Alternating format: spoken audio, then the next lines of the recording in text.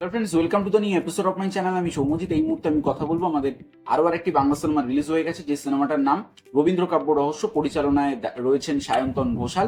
ছবির মুখ্য চরিত্রে অভিনয় করেছেন ঋত্বিক চক্রবর্তী, শ্রাবন্তী চ্যাটার্জি, ঋতব্রত মুখার্জি, রাজনন্দিনী পাল, নীল দা, অ্যান্ড যার অভিনয় অ্যাকচুয়ালিতে যার অভিনয় না বললেই নয়, প্রিয়াংশু চ্যাটার্জি। মানে ভাই, ইনি ফাটিয়ে রেখে দিয়েছে। পুরো মনে হচ্ছে রিয়েল রবীন্দ্রনাথ। ফাটিয়ে রেখে দিয়েছে। প্রত্যেকে অভিনয় করেছেন, অনেক বড় বড় অ্যাক্টররা অভিনয় করেছেন এখানে। তো কেমন লাগলো এই সিনেমাটা গতকাল আমি প্রেমিয়ারে দেখি। তো সিনেমার রিভিউ আসতে একটু দেরি হয়ে যায় কিছু আমার পার্সোনাল কারণের জন্য। এবং আচ্ছা, বলে রাখি, সিতারে জামিন পার এই সিনেমাটাও আমার দেখা হয়ে গেছে। এই সিনেমাটারও রিভিউ তোমরা কালকে দেখতে পাবে।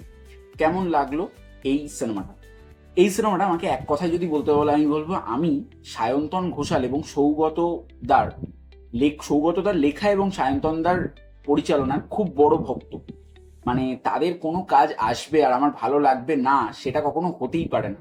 মানে তারা প্রত্যেকটা জনার নিজেরা দায়িত্ব নিয়ে খুব ভালোভাবে হ্যান্ডেল করে। এবং সায়ন্তন ঘোষাল নিজস্ব, আমি বলতে পারি, এটা আমি নিজের দায়িত্ব নিয়ে বলতে পারি, যে সায়ন্তন ঘোষাল এখন ইদানিং বাংলার সৃজিত মুখোপাধ্যায়ের পরে বাংলার থ্রিলার ছবিতে যেরকম একটা সেই টান টান উত্তেজনা যাকে বলে, বা থ্রিলার ছবিকে ভালোভাবে পুল অফ করতে পারা যেটা করেন, সেটা অন্য কোনো ডিরেক্টররা খুব কমই পেরে থাকেন। এই সিনেমার গল্প আমি যদি একদম একটুখানি করে বলতে চাই, এই সিনেমার গল্পটা হচ্ছে, এখানে কলকাতা এবং লন্ডন দুটো জায়গাকে দেখানো হচ্ছে। কলকাতায় এখানে একটা খুন হয়। যারা রবীন্দ্রনাথকে নিয়ে চর্চা করেন, অর্থাৎ যারা রবীন্দ্রনাথের কে মানে রবীন্দ্রনাথকে নিয়ে কথা বলেন, মানে আমি তো বেশি কিছু আমি বলতে পারবো না, কারণ ছবিটার পুরোটাই হচ্ছে স্টোরি। তোমাদের যদি আমি একটুখানি কথা বলে দিই, তাহলেও হয়তো তোমাদের দেখার যে আগ্রহ সেটা নষ্ট হয়ে যেতে পারে। তাও যতটুকু ধরে রাখা যায় ততটুকু বলছি, যে আসলে অনেকগুলো খুন হয়, এবং অনেকগুলো খুন হওয়ার মধ্যে একটি খুন হয়, যেটা খুন হওয়ার পরে রবীন্দ্রনাথের কবিতা লেখা থাকে। এবং তারপরের খুন যেগুলো হয়, যেগুলো অ্যাকচুয়ালি লন্ডনে যে খুনগুলো হয়, সেই খুনগুলো হওয়ার পর একটা মেডেল, মানে সেই খুন, মানে যে মারছে, সে খুনগুলো হওয়ার পরে সেই খুনিদের ডেড বডির উপর একটা মেডেল রেখে দিয়ে থাকে। তো এটাকে কি ঋত্বিক চক্রবর্তী এবং শ্রাবন্তী চ্যাটার্জি এনারা কি ধরতে পারবেন? অ্যাকচুয়ালি ঋত্বিক চক্রবর্তী হচ্ছেন এখানে ডিটেকটিভ। ঋত্বিক চক্রবর্তী কি এখানে ধরতে পারবেন ঋত্বিক আর শ্রাবন্তী যে কারা খুনগুলো করছে? এর থেকে বেশি জানতে হলে তোমাদেরকে নিকটবর্তী সিনেমা হলে গিয়ে রবীন্দ্র কাব্য রহস্য খুব অল্প সংখ্যার সঙ্গে দেখে ফেলতে হবে। সিনেমার পজিটিভ এবং নেগেটিভ দিক, এই সিনেমার জন্য আমার বেশ অনেকগুলো পজিটিভ দিক আছে এবং খুব অল্প সংখ্যক নেগেটিভ দিক রয়েছে। যদি আমাকে প্রথম পজিটিভ দিক বলা হয়, এই সিনেমার ক্ষেত্রে আমার প্রথম পজিটিভ দিক, যে এই সিনেমার মধ্যে প্রত্যেকের পারফরমেন্স, এখানে আমি বলি ঋত্বিক চক্রবর্তী, যদি আমি বলি শ্রাবন্তী চ্যাটার্জি, তা যদি ঋতব্রত মুখোপাধ্যায়, রাজনন্দিনী পালের স্ক্রিন টাইম খুব কম, তাও আমি যদি বলি সুজন নীল মুখোপাধ্যায়, এখানে প্রত্যেকে, বিদীপ্তা ম্যাম, তো এখানে প্রত্যেকের পারফরমেন্স দারুণ। এখানে পারফরমেন্স নিয়ে কোনো কথাই হবে না। এই ছবিতে যদি কেউ পারফরমেন্স নিয়ে কথা বলে, সেটা সব থেকে বোকামি হয়। এই ছবিতে পারফরমেন্স নিয়ে কোনো কথা বলার জায়গাই নেই। এখানে যারা অ্যাক্টাররা বা অ্যাক্ট্রেসরা কাজ করেছেন, তারা প্রত্যেকে ব্রিলিয়ান্ট পারফর্মার। এবার আমি যদি বলি এই ছবির স্ক্রিন প্লে ভীষণ স্ট্রং। ফার্স্ট হাফের পর সেকেন্ড হাফ দেখার এক্সাইটমেন্ট আরো বেড়ে যায়, কে কে কোনগুলো করেছে। এবং এটার যে ইনভেস্টিগেশনের যে প্রসেস, সেই প্রসেসটা আমার ভীষণ ভালো লাগে। এই প্রসেসটা খুব, দর্শককে ভীষণ মাতিয়ে রাখে। এই প্রসেসটা আমার খুব ভালো লাগে। ইনভেস্টিগেশন যে হচ্ছে, একটা পরে ইনভেস্টিগেশন হচ্ছে, সেটা আমার ভীষণ ভালো লাগে।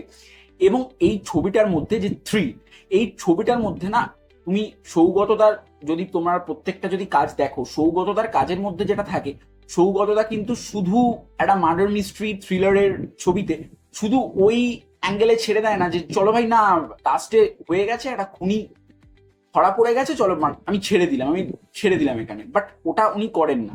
উনি এমন কিছু করে যেটা দর্শক সঙ্গে করে নিয়ে যাবে। ঠিক এই সিনেমাটার ক্ষেত্রেও তাই হয়েছে, বা অন্যান্য সিনেমাগুলোর ক্ষেত্রেও তাই হয়। তো এই সিনেমার ক্ষেত্রেও ঠিক তাই হচ্ছে। শুধু যে একটা খুন বা একটা কে খুন করেছে, সেটা এখানে মুখ্য উদ্দেশ্য, অবশ্য মুখ্য উদ্দেশ্য হলেও এখানে তার একটা স্টোরি দেখানো হয়, যে স্টোরিটা খুব ভালো, যে স্টোরিটা দর্শকের বেশ ভালো লাগবে।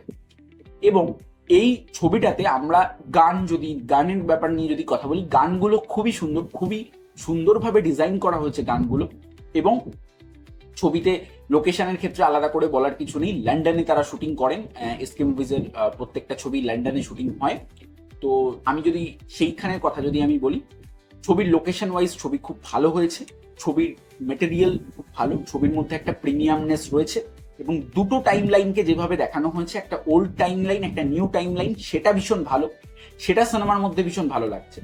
এবার যদি কথা বলি আমি ছবির নেগেটিভ পয়েন্ট নিয়ে, আচ্ছা ছবির মধ্যে ক্যামেরার কাজ, পজিটিভ দিক ক্যামেরার কাজ খুব ভালো, এবং ছবিতে সায়ন্তন ঘোষালের পরিচালনা সেটাও ভীষণ ভালো। তাছাড়াও এই ছবির মধ্যে কিছু কিছু পোর্শনে যে কিছু কিছু মানে একটা একটা একটা খুন হওয়ার পর যে একটা সেই মানে সেই গা কাটা দেয় না, সেই ব্যাপারগুলো ভীষণ ভালো লাগছে। এবার ছবির নেগেটিভ পয়েন্ট নিয়ে যদি আমি কথা বলি, এই ছবির প্রথম নেগেটিভ পয়েন্ট হলো এই ছবির রান টাইম। এই ছবির রান টাইমটা আমার আমার মতে একটু বেশি বড় হয়ে গেছে, ছবির রান টাইমটা একটু কমানো যেতে পারতো। এবং তাছাড়াও আমি যদি বলি এই ছবিতে সংলাপের ক্ষেত্রে আমি যদি বলি, কিছু ক্যারেক্টার রয়েছে যাদের সংলাপটা খুব একটা আমার ভালো লাগেনি, খুব একটা ভালো লাগেনি, মানে একদমই ভালো লাগেনি তাই না, খুব একটা ভালো লাগেনি, সেটাকে চেঞ্জ করা যেতে পারতো। এবং সম্ভবত এখানে দুটো ক্যারেক্টার, একটা ক্যারেক্টারের ডাবিং করানো হয়েছে বুদ্ধদেব বাবুকে দিয়ে এবং আরেকটা ক্যারেক্টারের ডাবিং করানো হচ্ছে কাঞ্চন মল্লিককে দিয়ে। তাদের যে মানে লিপ, সেটা লিপটা অনেক জায়গায় মেলেনি, এটা অনেকে নেগেটিভ পয়েন্ট হিসেবে ধরবে না, বাট আমি তাও বললাম। যাই হোক, এই ছিল আমার রিভিউ। আমার রবীন্দ্র কাপুর অবশ্য দারুণ লেগেছে, দারুণ একটা সিনেমা হয়েছে, একটা হিস্টোরিক্যাল পিরিয়ড থ্রিলার মিস্ট্রি, দারুণ সিনেমা হয়েছে। প্রত্যেকে যাও, প্রত্যেকে হলে গিয়ে দেখো, সিনেমাটা এনজয় করো, অ্যান্ড যাও হলে যাও, এই ছবিটা দেখো, এনজয় করো, দেখে জানাও কেমন লাগলো। যারা দেখে ফেলেছো তারাও জানাও, ভালো লাগলে লাইক কমেন্ট শেয়ার সাবস্ক্রাইব করো, পাশে বেল আইকনটি ক্লিক করো। দেখা হচ্ছে পরবর্তী ভিডিও, ততক্ষণের জন্য টাটা।